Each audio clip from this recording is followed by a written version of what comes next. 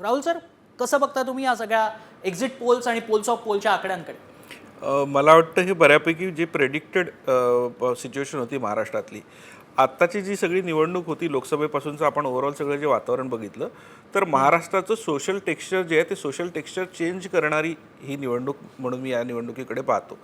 विशेषतः ज्या पद्धतीचे मुद्दे यापूर्वीच्या महाराष्ट्राच्या निवडणुकांमध्ये आत्तापर्यंत चर्चेत आलेले आहे ते सगळेचे सगळे मुद्दे बाजूला सारून विशेषतः रेवडी संस्कृतीच्या दिशेने पॉप्युलराइज्ड घोषणा आणि त्या दृष्टीने महाराष्ट्रातल्या जनतेला थोडंसं भ्रमित करणं आणि एक प्रकारचं कन्फ्युजिंग वातावरण क्रिएट करणारी ही निवडणूक होती.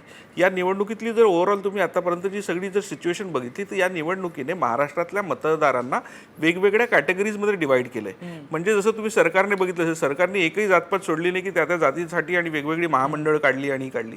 या निवडणुकीने काय केलं असेल तर महाराष्ट्रातल्या लोकांना त्यांची जात विचारायला लावली, महाराष्ट्रातल्या लोकांना त्यांच्या धर्मानुसार विचार करायला लावला, महाराष्ट्रातल्या लोकांना स्त्री आणि पुरुष हा सुद्धा फरक आता या निमित्ताने मला वाटतं विशेषत्वाने जाणवायला लागला. लाडकी बहीण योजना ज्या पद्धतीने प्रॉम्प्ट केलं जातंय, ज्या पद्धतीने त्यांना फायदे देण्याचा प्रयत्न केला जातोय, तर ओव्हरऑल माझं असं स्पष्ट मत आहे की ही निवडणूक स्पेसिफिकली एक प्रकारचं सोशल टेक्स्चर चेंज करणारी आहे आणि त्यासोबतच ही निवडणूक एका वेगळ्या दिशेने जाते.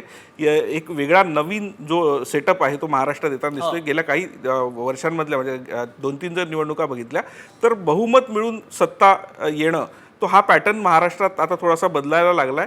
पण ही निवडणूक जी असणार आहे या निवडणुकीत बंडखोरांचं जे महत्त्व आहे, आता जे पोलचे सगळे आपण निकाल बघतोय हे पोल्स बघितल्यावर लक्षात येतं की जे बाहेर असलेली लोक आहेत त्या बाहेर असलेल्या लोकांना जास्त महत्त्व प्राप्त होणार आहे आणि अर्थातच जो कोणी लार्जेस्ट पार्टी म्हणून पुढे येईल त्याला ती संधी मिळेल आणि जो सत्तेत असतो, ज्याच्याकडे पॉवर असते, ज्याच्याकडे प्रशासन असतं, त्याला त्या सगळ्या गोष्टींचे खूप चांगल्या पद्धतीने फायदे घेता येतात, त्या गोष्टी मॅनिप्युलेट करता येऊ शकतात आणि त्या दृष्टीने तो पक्ष सत्ता हस्तगत करण्यासाठी सामाजिक आणि राजकीय पोत बदलणारी ही निवडणूक म्हणावी लागेल. आणि हा सगळा 5 वर्षांचा जो लेखाजोखा आहे त्यामुळे सामाजिक आणि राजकीय पोत बदललेला आहे राज्याचा असं म्हणावं लागेल. आणखीन एक एक्झिट पोलचे आकडे समोर आलेले आहेत. काँग्रेसला मोठी 60, बातमी. ठाकरे गटाला 44, पवार गटाला देखील, भाजपला 78, शिंदे गटाला 26, राष्ट्रवादीला 14 जागा मिळतील असा अंदाज या ठिकाणी एक्झिट पोलचा समोर येतोय.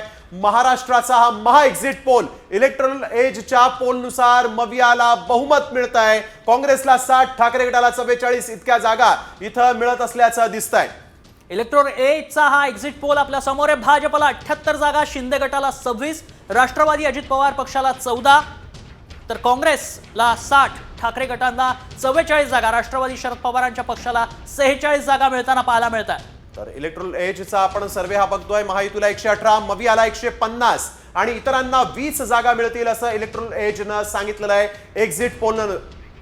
चाणक्य एक्झिट पोलचा देखील एक्झिट पोल समोर येतोय. महाराष्ट्राचा एक्झिट पोलचा आमची विवरण आपण पाहतोय. चाणक्यच्या स्ट्रॅटेजीनुसार महायुतीला बहुमत मिळताना पाहायला मिळत आहे. काँग्रेस 63, ठाकरे गट 35, भाजप 90 जागा, शिंदे गट 48, राष्ट्रवादीच्या 22 जागा चाणक्यच्या एक्झिट पोल मध्ये मिळताना पाहायला मिळतात. आकडे आपण बघतोय चाणक्यच्या स्ट्रॅटेजीचे. भाजपला 90+, शिंदे गटाला 48च्या पेक्षा अधिक, राष्ट्रवादी अजित पवार गटाला 22 पेक्षा अधिक, तर काँग्रेसला 63, ठाकरे गटाला 35, राष्ट्रवादी शरद पवार गटाला 40 पेक्षा अधिक जागा मिळतील असं सांगताय चाणक्य.